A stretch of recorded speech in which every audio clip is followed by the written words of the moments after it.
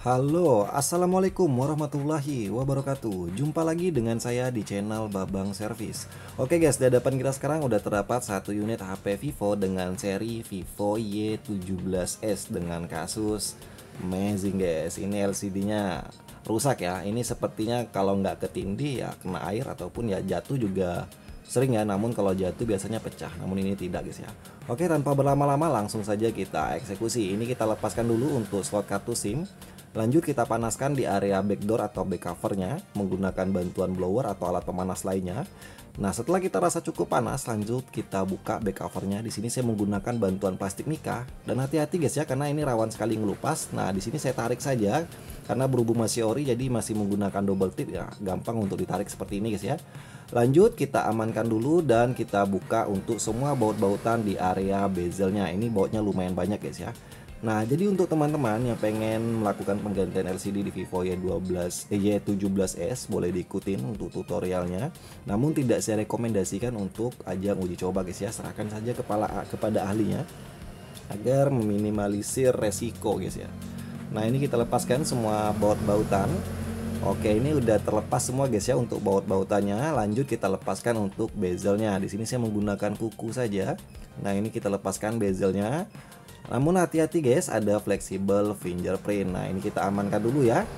Lanjut kita lepaskan fleksibel baterai dan kita lepaskan baterainya guys. Nah, ini ada pengaman baterai, kita tarik saja seperti ini. Ini lumayan keras karena masih original guys ya. Oke, alhamdulillah terlepas. Memang agak keras guys ya, nanti kita rapikan kembali. Nah, ini lanjut untuk pengaman baterai kita pinggirkan dulu. Terus kita lepaskan juga untuk fleksibel LCD-nya guys. Nah, ini LCD ori guys ya, masih ada pengamannya seperti ini. Dan ini LCD-nya sedikit udah terangkat guys ya. Jadi tanpa saya panaskan langsung saya set saja. Nah, ini dapat lapisan paling bawah dari LCD, langsung kita lepaskan saja guys. Oke, ini LCD-nya udah kita lepaskan. Lanjut kita bersihkan dulu untuk frame-nya guys. Jadi di frame-nya ini ada bekas-bekas lem atau double tip yang lama. Jadi kita bersihkan dulu agar nanti pemasangan LCD baru bisa maksimal. Nah, ini untuk kamera depan sengaja saya lepaskan karena ini akan kita bersihkan dulu guys ya, agar kameranya tidak terkena debu, kotoran ataupun kena cairan pembersih guys ya, nanti kameranya bisa buram. Nah, ini kita pasangkan kembali. Lanjut untuk di bagian bezel juga ada lem atau double tip yang lama, kita bersihkan juga guys ya. Kita buat serapi mungkin, sebersih mungkin agar pemasangan bisa maksimal, jadi biar user juga puas ya dengan hasil kerja kita. Nah, ini kita bersihkan semuanya. Untuk sisa-sisa lem yang lama, lanjut saya bersihkan kembali. Di sini saya menggunakan bantuan kain microfiber dibantu dengan pertalite guys ya. Nah, ini udah bersih. Lanjut untuk back covernya atau backdoornya juga kita bersihkan dari double tip yang lama atau bekas-bekas lem yang lama guys ya. Nah, ini kita bersihkan sampai betul-betul bersih. Lanjut kita bersihkan kembali menggunakan bantuan kain microfiber dibantu dengan pertalite. Oke, ini udah bersih. Nah, ini LCD-nya udah saya siapkan yang baru merek OG Super, salah satu LCD yang saya rekomendasikan guys ya. Nah, ini kita lepaskan untuk pengaman di LCD barunya. Lanjut kita pasangkan fleksibelnya guys. Oke, ini udah kita pasang fleksibel LCD-nya. Lanjut kita tambahkan lem di bagian pinggiran-pinggiran frame-nya. Di sini saya menggunakan bantuan lem E7 Plus dari Onglai. Nah, untuk pemberian lemnya sendiri tidak harus tebal, yang penting merata guys ya, karena kalau tebal itu meluber, apalagi meluber ke bawah guys ya, agak jelek. Nah, ini kita buat serapi mungkin lah guys ya. Nah, ini kita ratakan.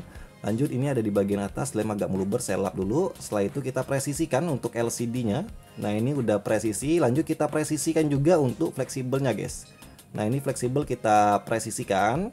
Setelah itu kita pasangkan untuk penutup di bagian baterainya atau pengaman baterainya guys ya. Nah, ini kita presisikan kembali. Lanjut baterainya juga udah kita rapikan, kita pasangkan kembali, kita pasangkan fleksibel baterainya.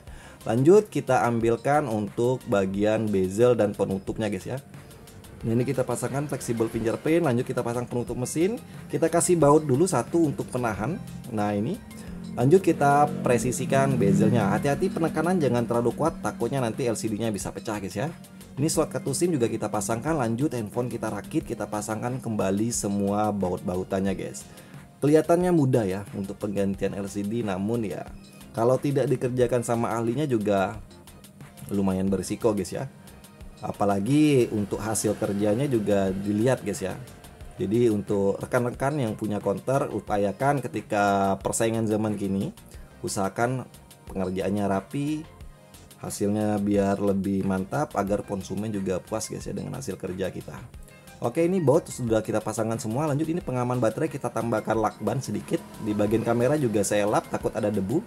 Lanjut kita tambahkan di bagian pinggiran-pinggiran bezelnya. Ini saya menggunakan lem bening T9000 guys ya, agar tidak menjiplak nanti di bagian backdoornya. Takutnya kalau menggunakan lem hitam nanti bisa jiplak lemnya guys ya. Oke, ini saya menggunakan lem bening. Lanjut kita presisikan untuk backdoor atau back covernya.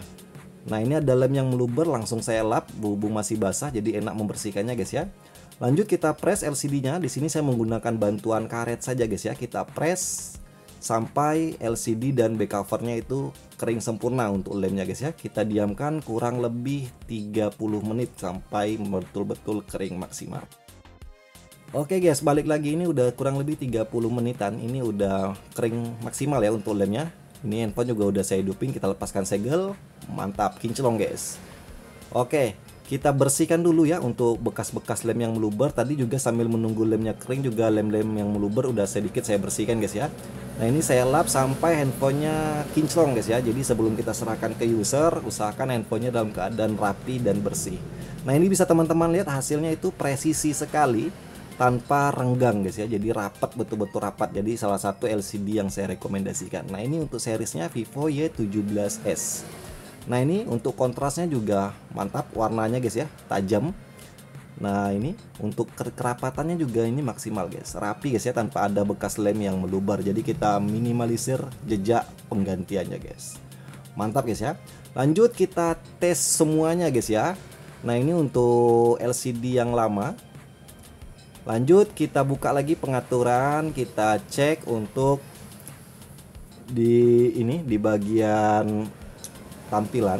Jadi karena untuk Vivo Y17s ini udah support 90 Hz ya. Nah, ini kita tes apakah masih support atau tidak.